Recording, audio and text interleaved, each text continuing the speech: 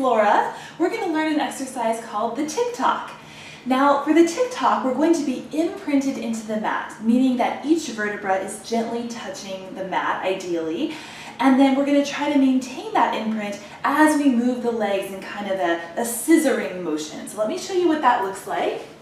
We're going to come on down to the mat. And the legs are going to come up at a 90-degree angle with the body. And ideally, you want the legs to be straight here. That will help to build hamstring flexibility over time. But if, as you're first starting out, if it's feeling kind of uncomfortable or you're not able to maintain this position with straight legs, you can soften the knees just a little bit. That's totally fine. All right? So we're going to start by anchoring ourselves down into the floor. So take your palms and just press them into the mat, lower the shoulders away from the ears, kind of slide them down. Make sure you have your scoop. And then most importantly for this exercise, make sure that you're imprinted. So each vertebra is gently touching the mat. Pay particular attention to the neck. Sometimes it's hard to get those vertebrae to touch, as well as the lower back.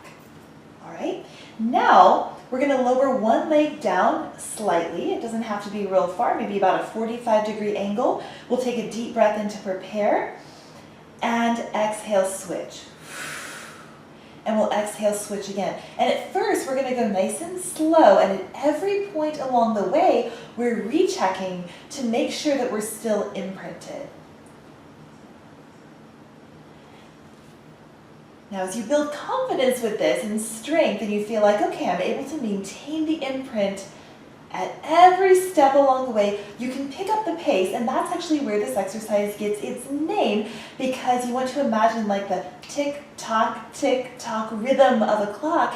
And so the goal would be to get to a point where you can actually go in time with that kind of rhythm. Okay, so what that would look like is deep breath in to prepare and tick, tock, tick, tock. See, it's rapid, it's quick, and a lot of times what happens is when you very first try this, you'll find that it makes it a lot more difficult to maintain your imprint with the spine once you pick up the speed of those legs. So that's why it's good to start slow and then just gradually build the speed over time. The other thing to be aware of is that how far you come down with the legs can also make this either easier or harder. So this would be a more advanced option to have my leg down like this. It also means that the legs have to move farther on every tick-tock. And if that's not comfortable, or if you feel like when the leg comes down that low, you're losing the imprint in the low back, you can certainly modify that a little bit and just bring the leg down slightly. And even just doing this kind of motion right up here at the top, tick, tock, you'll still get a ton out of that as well. So as you can see, there's lots of ways to customize the Tick Tock to your particular comfort level and just kind of where you're at and your level of progression, okay? So have fun with this one, and I hope this was valuable. I'll see you next time. Bye-bye.